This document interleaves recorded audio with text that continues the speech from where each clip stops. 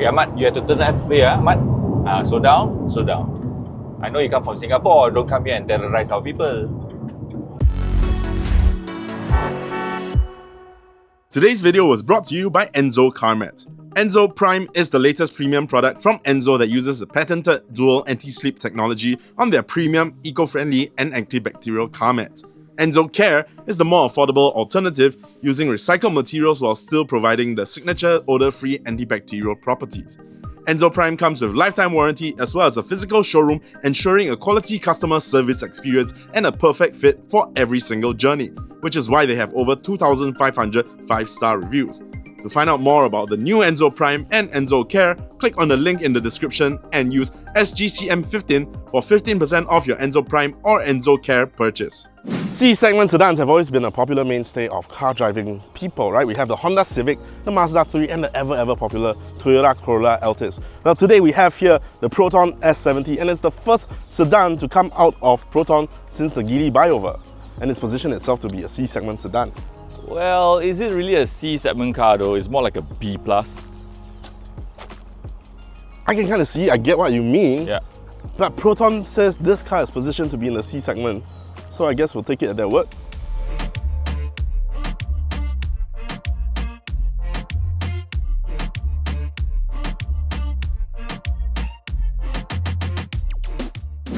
Now, starting off by the front, I think this looks rather imposing. Over here, you get a very wide, large power dome, especially for a sedan of this segment. You get this silver trim right here. It looks rather quite imposing. And of course, you get the diamond grille that we also saw in the X90. I think it's a stark difference to Protons of the past. Yeah, if you compare it with the ones before, the sedans before, like the Persona, the Waja and the ever popular Wira, this looks very modern. Very modern indeed, and I think that's also part of why it drummed up so much hype when it was launched sometime last year. And if you look down here, in the flagship tier, there's also this added lip.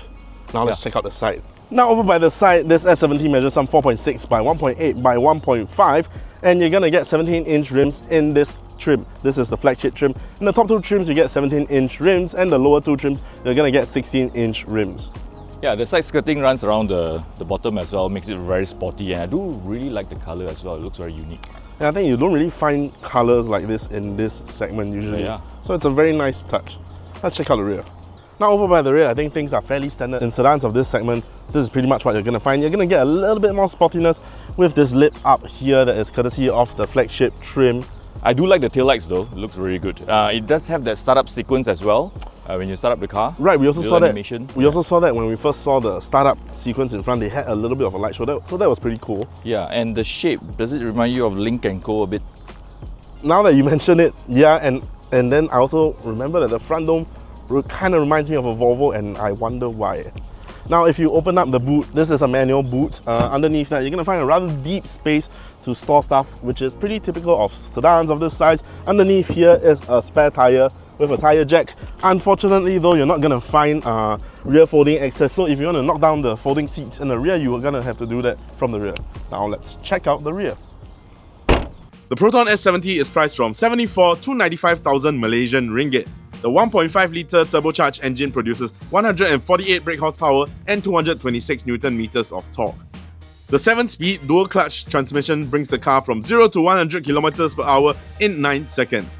The car has a claimed fuel consumption of 15.4 kilometers per litre. So over by the rear, now we are both 1.75 meters tall. This is my head space, and the leg space, this is my previous driving position. So it still is rather spacious. Yeah, but don't you think it feels more like a B segment car in here?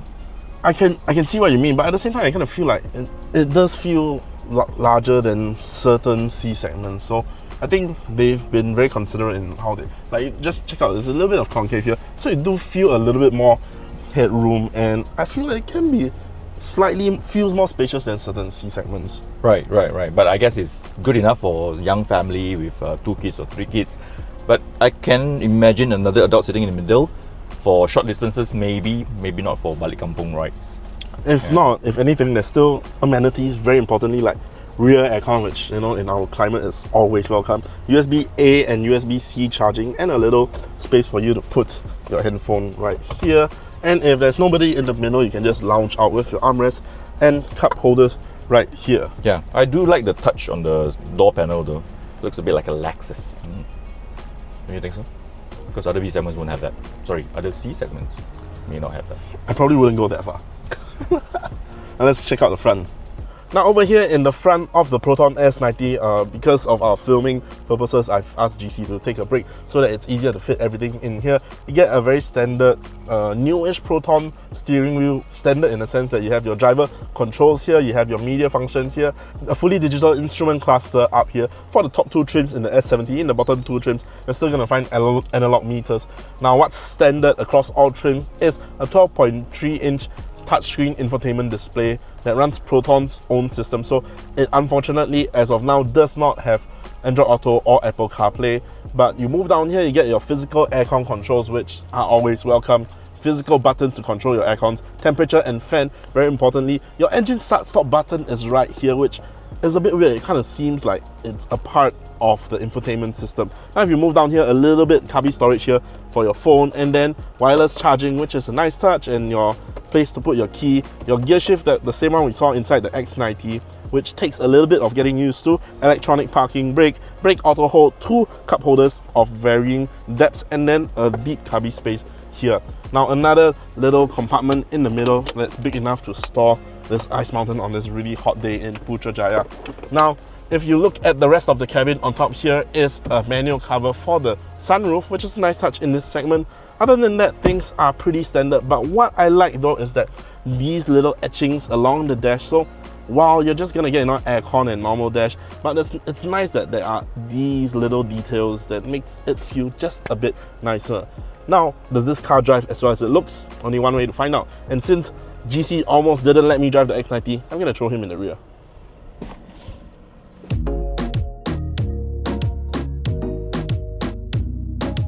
Can't believe you put me at the back.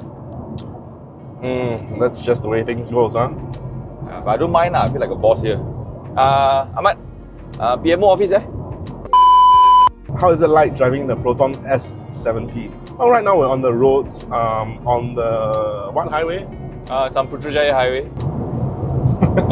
Yes, that exactly. Well, I'm not too familiar with the roads, but what I can tell you is that the moment I got behind the wheel on the expressway, this thing comes alive. It's only powered by a 1.5 litre turbocharged engine, mated to a 7-speed DCT. No hybrid assistance, no mild hybrid assistance, but this thing is perky. I think it feels rather lightweight. It feels very stable. It's happy to be on the highway. It almost feels characteristic of a cruiser. And I was coming out of KL and then being chased by something of a Continental more powerful. But the moment you put your pedal to the floor, even without downshifting, and you can with this gear shift, and this thing just really comes alive. It's so perky, and it can go up to some theoretical high speeds and be very, very happy on the highway. And that's something I have to say I am quite pleasantly surprised with, because I think in this segment, typically if you're looking at especially the Oriental ones, they don't typically tend to be very happy on the higher ends of the range, I would say. They typically tend to do better in more city kind of speeds, I would say. Yeah, sitting from back, it feels very eager even. I can feel that the car, is eager to go as and when you put on your right foot. And I have to say that for our filming sake right now, we have GC and myself, and I am like probably accounting for 1.5 person's weight, right? And we have 2 other people inside the car as well. So it is pretty much a full load of people. And okay, Ahmad, you have to turn left here, Ahmad. Slow down, slow down. I know you come from Singapore, don't come here and terrorize our people.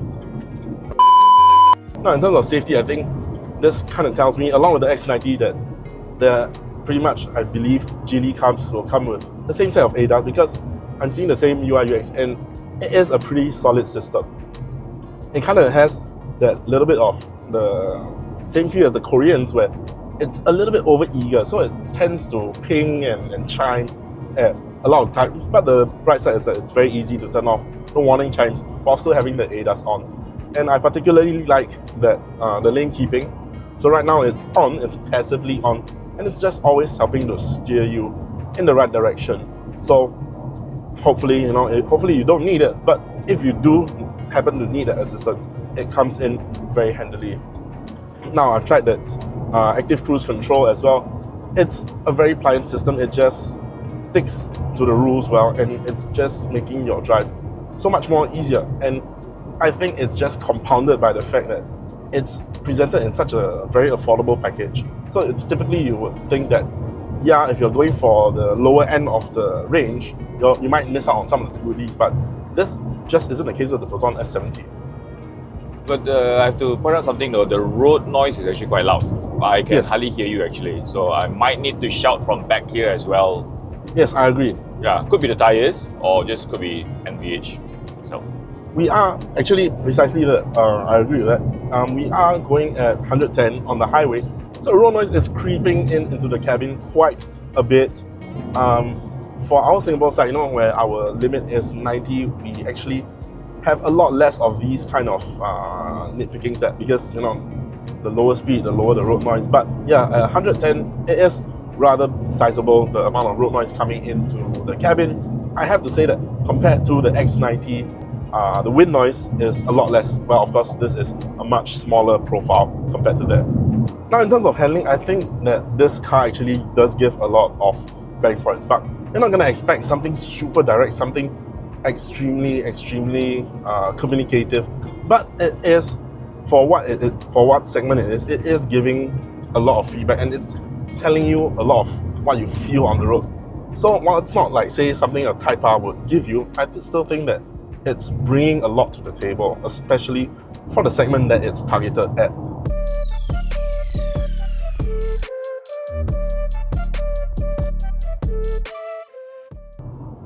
So now that Jay is driving a bit more like a normal human being at around 85 to 90, it's a lot better actually. It's not that noisy, it's not too bad. And it has come to this. Is it a will buy, won't buy, or go try? You ready? Yeah. In 3, 2, 1, will buy. Yeah, even with Jay driving like a maniac, it feels very comfortable back here.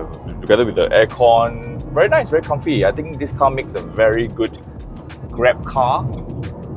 Speaking of which, price-wise is just below 100k. Can be a very good Grab car actually. So for a car, I would still call it a B+, but for something that costs between 74,000 to 92,000, I think it's worth the money. I mean, for what it can do, for the size and for the build quality and all that, against the other B segment. Of course, if you compare it with the C segment, it is priced way above this.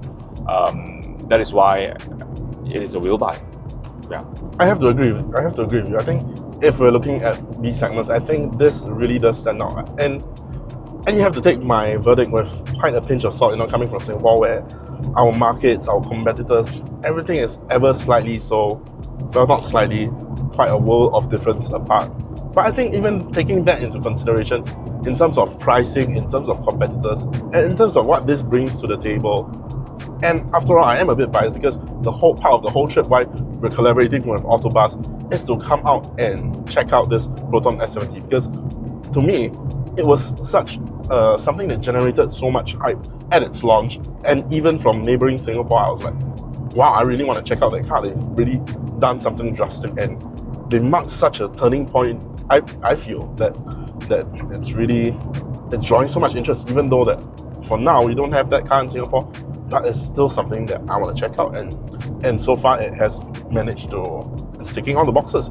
So it looks good, it has the tech that you need, and it's safe, it's ADAS, and just like the X90 that I forgot to mention on yesterday, that both these cars actually score ASEAN NCAP 5 stars.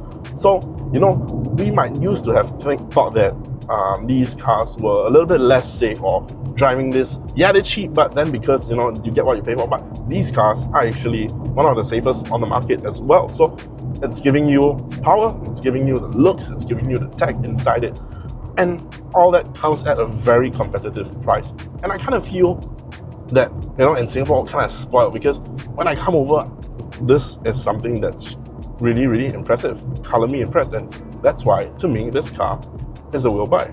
That's our review of the Proton S70. Very big thanks to Autobus for arranging this. So if you've liked what you see, don't forget to like, share and subscribe, and hit that bell notification icon so you don't miss any of our future videos. And also Follow us on TikTok. We are at Sgcarmart. Yeah, and also Autobus and also GCMA. Please come more often. Let's do more videos. Definitely, Together. let's do more. Yeah. Thanks for watching. I'll see you on the next one. Bye bye. Ciao. To come from Proton since the Geely buyover and its Yeah. position. Sorry. Oh, I'm so sorry. I just finished time to come out of. Sorry.